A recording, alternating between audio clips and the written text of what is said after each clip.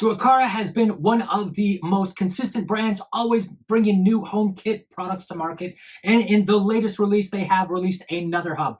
In this video, I'm going to try and help you decide whether this is a product you want to put in your Apple HomeKit home.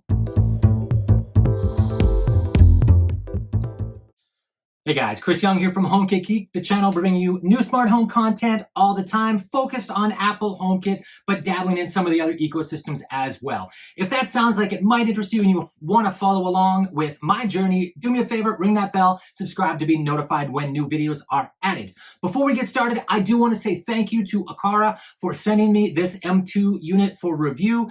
This is something they have provided for me, but all the accessories in here, I have spent all my own money on. So, this is one of those important for you guys to know where some of this stuff comes from in case you think it influences my opinion.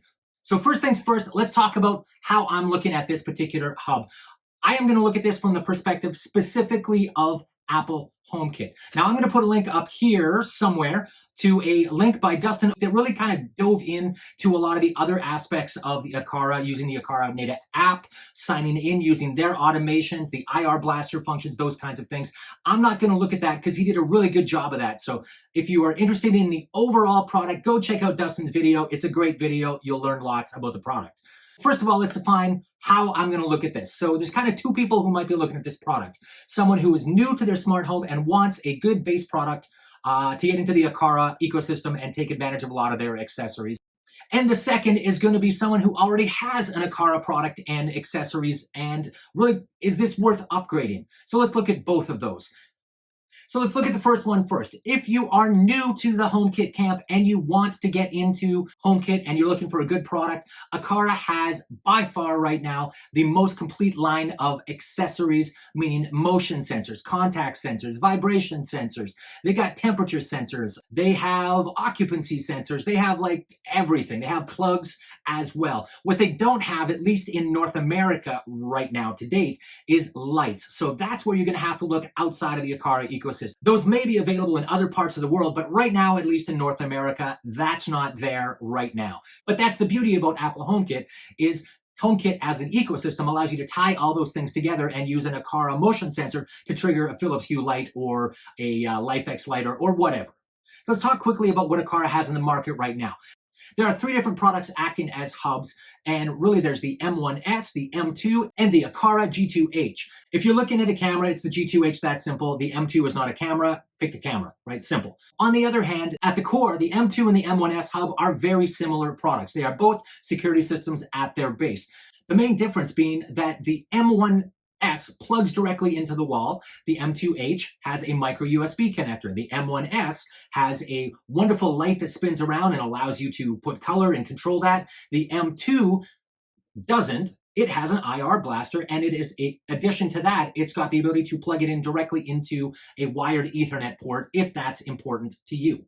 So from a HomeKit perspective, this is a security system. It exposes all four of the HomeKit security modes, which is really nice, with the only limitation that you cannot use other HomeKit contact sensors and motion sensors to trigger the security system. You're all in on Aqara at this point if you're buying this as a security product.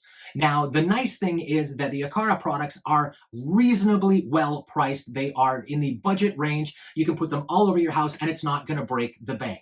You can add these over time. And with the Aqara M2, you can have up to 128 child devices, which is a lot, considering that you're never really going to have more than one or two, maybe three motion, contact, and temperature sensors in a given room. So even on that math, most people don't have 40 rooms in their houses. Those of you watching this at home thinking, I'm not buying these products unless they have Thread, absolutely, I completely respect that. But here is one thing I want you to think about. Name me another product that is a contact sensor or a motion sensor or a vibration sensor or a temperature sensor that supports Thread in the market today. There is one Thread contact sensor, and that is made by Eve. That's it. Other than that, you can choose to have nothing, or you can choose to look at something like Aqara. And again, if you like to choose nothing and wait, totally cool. I respect that. One other thing I want to clear up is that Zigbee, at least Aqara's implementation, is actually a mesh technology which allows repeaters to make and improve the overall network over time. If we look at the diagram right now, you can see that we've got the Aqara M2 hub as well as a couple of the Aqara North American plug devices, which are going to act as part of that mesh. They are a always powered on device. So very similar to Thread, these are going to allow the child accessories like the motion sensors, the contact sensors, things that run the battery to really stay low powered all the time. And when they need to contact, they can first contact the plug device, who will then forward the traffic off to the bridge, which is really acting like a Thread border router here. So the biggest difference here is that within the overall Zigbee domain, we are not speaking IP here. There is no internet protocol and there is no interoperability. So I can't add another device from another vendor into the Thread network here. The other thing happening in the smart home space, which we need to be aware of, is Matter. Matter, formerly known as Project Chip, is something that we've all been hearing about. We're getting a developer preview of this in iOS 15. So we heard about that this week. That's awesome. I did ask Aqara about this, and they are absolutely looking at Matter, but there is no news to communicate at this point in time. So I'm applying a bit of a crystal ball statement here, but in the future, what I would expect is that Aqara could put a Matter profile on the bridge side, so the wired Ethernet or the wireless side, and expose the entire bridge as a single Matter device, which will kind of give us that interoperability. The reality is even if they don't do that, does it really matter? We've already got Apple HomeKit, we've got Amazon, we've got Google, so we'll see what the future brings. Eventually, I do believe that Aqara will go in this direction. I think the whole industry is going there. It's just going to take time for us to work that out. Again, full respect to anybody who wants to wait for products that support Matter. The only thing I have to say about that is you may be waiting for a while. We're talking already 2022. And again, we'll see how things go there. Interoperability standards between different vendors takes time. Totally cool with that. It is what it is. From an accessory standpoint, Aqara has by far in the HomeKit camp, and really in the smart home industry, the widest breadth of accessories available today for their hubs. And these will work and connect across the different line of products, anywhere from the M1S, the G2H, the HomeKit camera, as well as the M2. So if you are already an existing Aqara customer and you want to upgrade because you like the look of the new product, or simply because you want that IR blaster functionality, this is absolutely going to be able to move your older products forward, including some of the non-North American products like the smoke detector, which I was able to get into HomeKit. So I don't know if that was a firmware update. I know Dustin mentioned he was not able to do that, but it did work on mine. I have no explanation, and quite frankly, that's not a North American supported or sold product anyways. I did have to import it. So buyer beware. It's probably not going to be the best product that you want to have in your house as a smoke detector from an insurance perspective, but it would be nice to have both the old product and the new product if you're looking to get notifications remotely, that kind of thing. There's no reason you can't have multiple smoke detectors in your house. So what I think of this product, well, let's look at the good first. I like the look of the product. I like the black. I like that it doesn't have the lights on it. I can move it around. Arguably, you could say the IR blaster built in is a great piece of functionality. Dustin does cover that in his video. From a HomeKit perspective, it doesn't get exposed, so it's a wash as far as I'm concerned. From an investment protection, I love the fact that I can carry forward the investment I've already made in Aqara over the last couple of years. All my accessories can be moved over and exposed, not a problem. So what about the cons? Well, the only cons I really have on this product, the IR, I'm paying for it, but I'm never going to use it from a HomeKit perspective.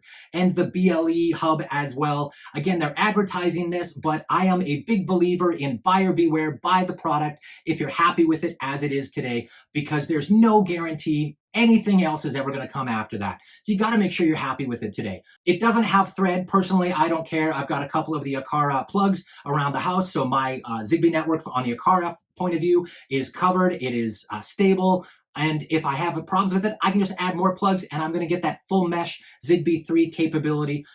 So let's get to final thoughts here. I have made no secret over time that I have issues trusting Aqara.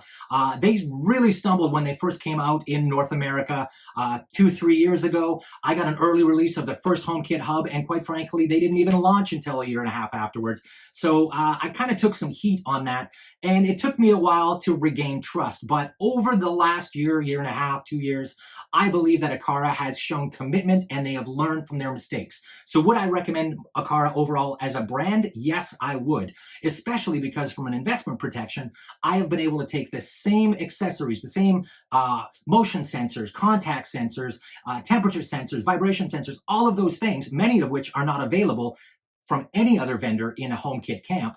And I've been able to move those from one hub to the other over time. And really, from an investment protection, that's pretty cool. And as well, from a networking perspective, from Zigbee, they have the full mesh capabilities where they have the repeater function built into both the sockets, the North American plugs, as well as some of their light switches, the wired in the wall light switches. So from that perspective, again, I can make sure my network is stable, put repeaters where I need them. I really like that. Now, if I want to get critical, I can definitely pick out some things here. The BLE hub that has no products that work with it, the IR blaster that doesn't work with HomeKit. Again, I'm taking a critical stance, and I think that's important to do. But overall, I think those are very, very minor things when you consider the overall product. So what do you guys think? Did I answer all your questions or anything that I missed? I would like to point out there is actually a promo code down below, as this product was just released in North America. So that's going to be available, and it should work for a short time. So thank you to Aqara for that as well. If I haven't answered your question, do me a favor, post that in the comments below. Let me know if I did good, if I did bad, what you'd like to see. All that good stuff is great. Love to hear from you guys. And with that, here, YouTube should be posting a video or two that they think that you might be interested in checking out next.